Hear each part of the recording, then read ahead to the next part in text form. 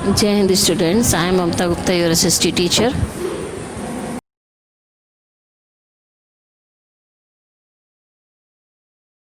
Soil is the top most layer of the earth's crust. It means soil की जो ऊपरी layer होती है उसे परत कहते हैं, ठीक है। तो अर्थ पे जो मिट्टी की जो ऊपरी परत है उसकी वो ऊपरी परत कैसे आती है, कैसे बनती है, ठीक है। It is formed by the breaking up of rocks.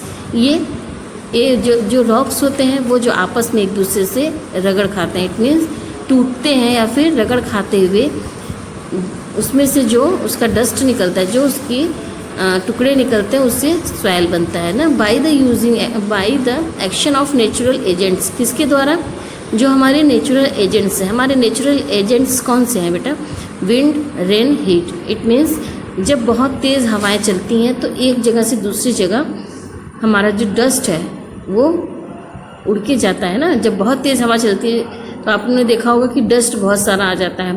तो ऐसे जब फील्ड एरिया में बहुत तेज़ हवा चलती है तो डस्ट एक जगह से दूसरी जगह उड़ के जाते हैं, तो वो सॉइल पे ऊपरी परत अपनी बना लेती हैं। रेन, जब बारिश होती है तो माउंटेन्स पे या फॉरेस्ट में या कहीं भी जब बारिश हो रही है तो वहाँ से जो पानी बहता हुआ जहाँ इकट्ठा होता है ना, जिस एरिया में प्लेन्स में जहाँ पे वो इकट्ठा होता है वहाँ पे उस रेन के द्वारा जो मिट्टी आ रही है, जो सॉइल आ रही है, उस रेन के द्वारा वो भी वहाँ की ऊपर जम जाती है ना, उसका टॉप लेयर बन जाता है, उसकी ऊपरी परत बन जाती है, ठीक है। And process of the soil formation is very slow. It means soil बनने में बहुत ही समय लगता है, बहुत ही धीमे धीमे मिट्टी बनती है। मतलब कि ऐसा नहीं कि पत्थरों के टूटने से या उसमें से जो उसका चूरा निकलना वो तुरंत मिट्टी बन जाती है बेटा, ठीक है। तो सॉइल बनने का जो प्रोसेस है वो बहुत ही स्लो होता है। It takes millions of year, मतलब कि करोड़ों साल अरबों साल लग जाते हैं सॉइल बनने में। There are different type of soil in different region of the earth and the nature of the soil depends on the type of rocks from which is formed. It means अलग अलग तरह की different type के soil अलग अलग क्षेत्र में होते हैं, मतलब कि अलग अलग जगहों पे अलग अलग सॉइल होते हैं। ऐसा नहीं है कि पूरे भारत में एक जैसा ही मिट्टी सब जगह है ना, हर जगह क्या सॉइल अलग होता है। और the nature of the soil depend of the type of rocks. और वहाँ वो किस पर डिपेंड होता है? वो रॉक्स पे, वहाँ की पत्थर कैसे हैं, जैसे वहाँ के जैसे पत्थर होते हैं उस टाइप की वहाँ की मिट्टी भी होती है। Okay students, now types of soil. कितने टाइप्स के सॉइल होते हैं? Mainly 6 type of soil are found in India. 6 type के सॉइल इंडिया में पाए जाते हैं। A variety of crops can be grown in this different type of soil. It means इस सॉइल पे डिपेंड होता है क्या, हमारा क्रॉप्स भी अलग अलग सॉइल में अलग अलग तरह के क्रॉप्स भी होते हैं। Alluvial soil. Alluvial soil is formed by fine slate deposit by river flowing down the Himalaya mountains. It means जो alluvial soil है वो कहाँ से होता है?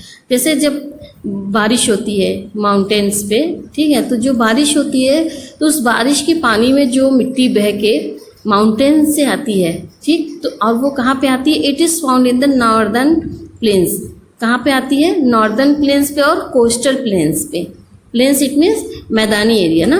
तो जो माउंटेन से या हिमालय से कहीं ऊंचे वाली जगह से जो बारिश होती है वो पानी बहते हुए नीचे साइड में आती है, वो अपने साथ क्या लेके आती है?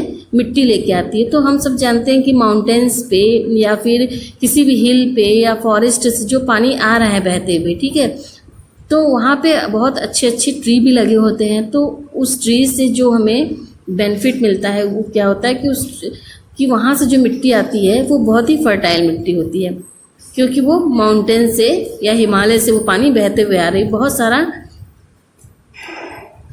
सारी मिट्टी, अच्छी मिट्टी लेकर आती है। It is suitable for growing. वो किसके लिए बहुत ज़्यादा सुटेबल होती है?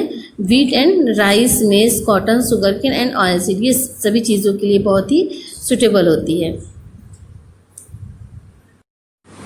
Next is black soil. Black soil is formed from rock made of lava.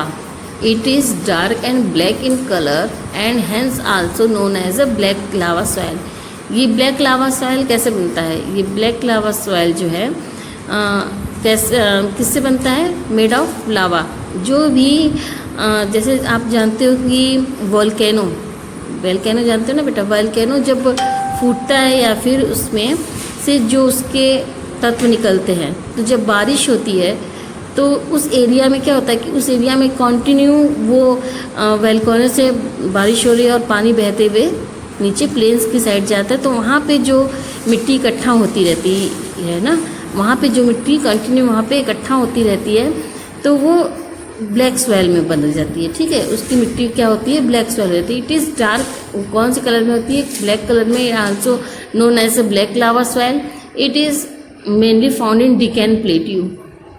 वे कहाँ पे ज़्यादातर फाउंड होती है? डिकैन प्लेट्यू पे। ब्लैक सॉइल इज क्लेली, वो बहुत ही चिकनी होती है इन नेचर, वो नेचर से अपने बहुत ही चिकनी होती है। And can hold water for a long time, और वो पानी को बहुत लंबे समय तक अपने में रोक सकती है। As a result it is good for growing cotton and sugarcane. जो ब्लैक सॉइल है उसमें क्या, कौन सा? कॉटन और शुगर कैन उसमें बहुत अच्छे से उगाया जा सकता है। ठीक है, next red soil. Red soil is found from igneous rock.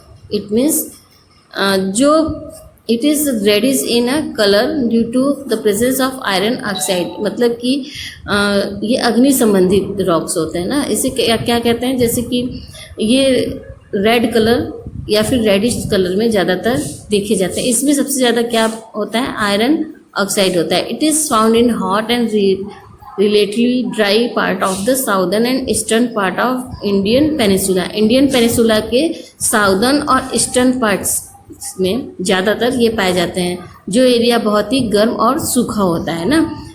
It is not very fertile, ये बहुत ही उपजाऊ नहीं होते, बट कैन मेड फर्टाइल, इसे फर्टाइल बनाया जा सकता है। कैसे? By adding manure and fertiliser, इसे खाद और फर्टिलाइजर डाल के इस मिट्टी